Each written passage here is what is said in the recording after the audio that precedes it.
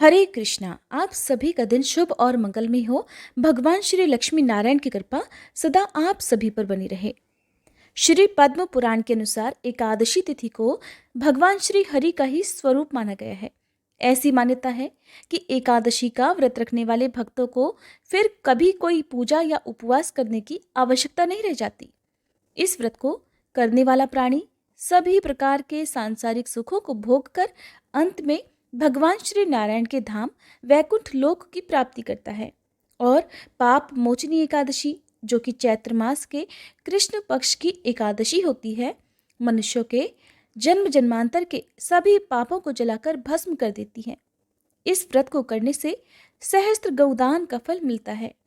ब्रह्म हत्या, सोने की चोरी, मदिरापान और गुरु पत्नी गमन जैसे महापाप भी इस व्रत को करने से क्षण भर में ही भस्म हो जाते हैं।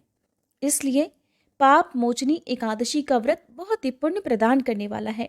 अगर पूर्ण श्रद्धा भक्ति भाव के साथ सात्विक रहते हुए पाप मोचनी एकादशी का व्रत किया जाए तो संसार के स्वामी श्री लक्ष्मी नारायण भगवान संतुष्ट होकर अपने भक्तों के सभी कष्टों का निवारण करते हैं। बड़े बड़े यज्ञों से भगवान श्री हरि को उतनी संतुष्टि नहीं मिलती जितना कि एकादशी का व्रत रखने से मिलती है। प्रिय श्रोताओं, अब आपको बताते हैं साल 2024 में आने वाली पाप मोचनी एकादशी की तिथि और पारणा के शुभ मुहूर्त के बारे में।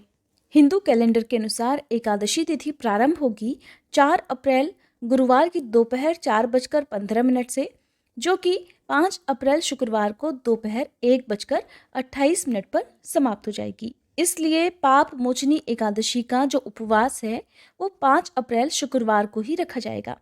सभी गृहस्थ जन या वैष्णव संप्रदाय के लोग भी इसी दिन उपवास रखेंगे।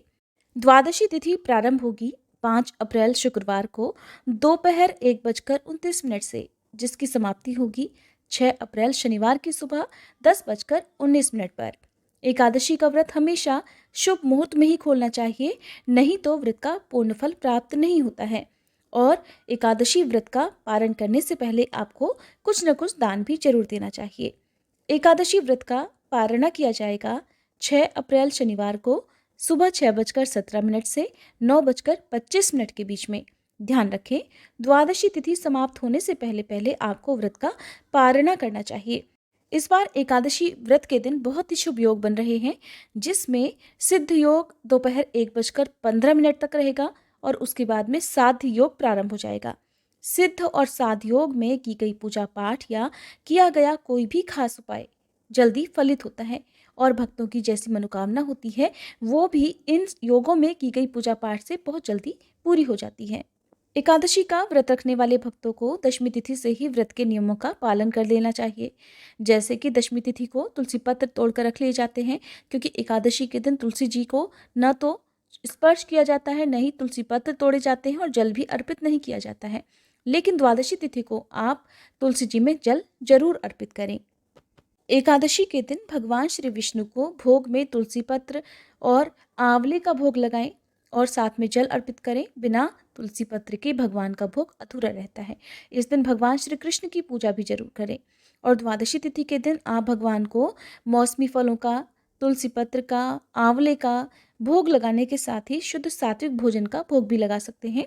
इस दिन आप मीठे चावल का भोग भी भगवान को अर्पित कर सकते हैं और उसी को प्रसाद रूप में ग्रहण भी कर सकते हैं।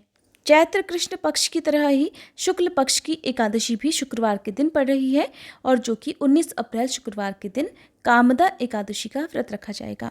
आज के दिन भूल से भी नाखून, बाल इत्यादि नहीं काटने चाहिए और घर पर आए हुए किसी भी याचक को खाली हाथ नहीं लौटाना चाहिए। ये थी आज की वीडियो। उम्मीद जानकारी पसंद आई होगी। अच्छी लगी हो तो वीडियो को लाइक और चैनल को सब्सक्राइब करना मत भूलिएगा।